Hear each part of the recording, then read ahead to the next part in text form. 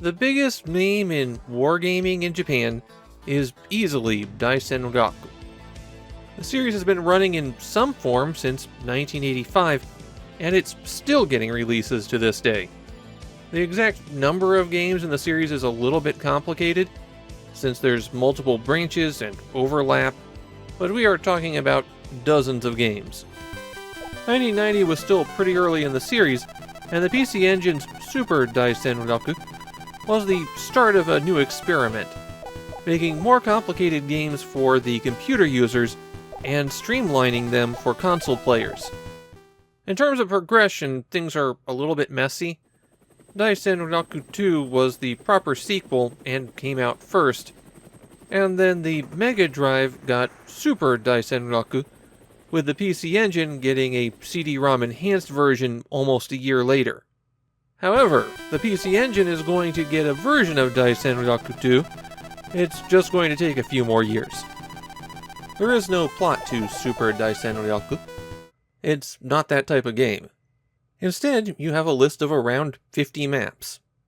After you pick a map, you pick the forces, and here you have your choice of around 24 modern, or modern-ish, militaries. With maps based on real-world hotspots, you can basically play out every conflict between 1950 and 1990, plus a couple more that you've got the benefit of hindsight on when the developers didn't. Super Daisenryaku is a grand strategy game. In fact, that's what the title means. The difference between that and a standard war game is that in a grand strategy game, you usually have some kind of economy that you have to manage, and you use that to replenish your forces. Here, this is represented by income that you get every turn, and that income is based on the number of cities that you control. And you spend that money to purchase units in any city that you control. Your goal in every scenario is to take over the enemy's capital. And of course, in the process of that, you'll have to push deep into their territory, smash through their forces, and generally speaking, wear them down in a slow battle of attrition. Scenarios can support up to 4 players, and you can have any mix of human and computer opponents that you want. Super Daisenryaku is a very slow game. You can expect a medium-sized scenario to take 4 hours or so. In my recording session, I got nowhere close to finishing the single scenario that I was playing out. I was playing 3 players on a map designed for 4, and playing European forces against Soviet and 1960s US forces. For units, you've got your infantry, ground transport, tanks, anti-aircraft weapons, air transport, bombers, and fighters. One thing that you'll notice that you do not have is artillery. There is no indirect fire in Super Daisenryaku. Units have to attack neighboring hexes. When you attack, you sometimes have a choice of what weapon you want to use. Usually this gives you an option of anti-air or anti-armor for the units where it's available.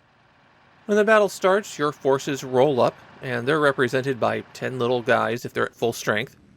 Then your opponent's forces come up, and they exchange one volley of shots, potentially destroying some of those 10. Something that you probably haven't noticed while I've been going through the PC Engine library is that there wasn't a standard for sound level in PC Engine games. The volume is enormously variable, and I try to smooth that out. Super Daisenryaku is the first game I've encountered where the sound levels are badly mismatched within the game.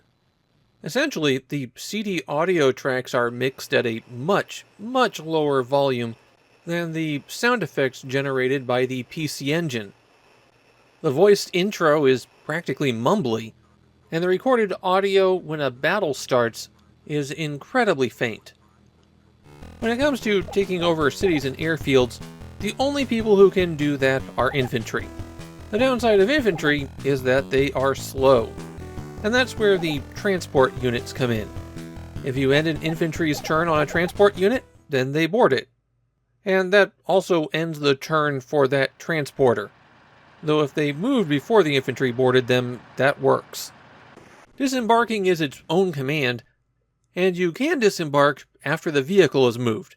Though you get out 1 hex away from the vehicle, can't capture anything by disembarking, and getting out is your entire movement. Naturally, aircraft can only be purchased at airfields, and that's also where they go to recover and replenish their armaments. Every vehicle has a certain amount of supply, and they'll need to back off to recover from time to time. One of the things that can help you there are oil fields, which of course are a key target in 20th century combat. Super Daisenryaku doesn't appear to be especially popular in Japan. In this case, I think it's because it's overshadowed by the rest of the series. The Daisenryaku games are iterative, every sequel adding a bit more, so there just doesn't seem to be much interest in going back to previous versions. Super Daisenryaku is a very straightforward game. You pick your map, you pick your side, you pick your forces, then every turn you buy units, move them, attack, and then repeat until the war is won or lost.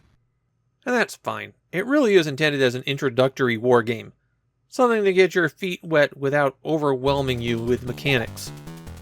Now in terms of basic gameplay, I think it does that job pretty well, but a big factor in that kind of design is also keeping it short. And Super Daisenryaku definitely does not. Unless you're up for a marathon session, you'll need to save your progress to the CD-ROM system's internal memory, and then load it up again so you can play in multiple sessions. That made me feel like this is a game that's not really approachable for a beginner, but also not full-featured enough for a wargame enthusiast. It's kind of half in, half out. Now, if you wanted to just try out the series, sure, give it a shot. It's more approachable than some versions. But I suspect you're going to get worn out before you make your way through every scenario.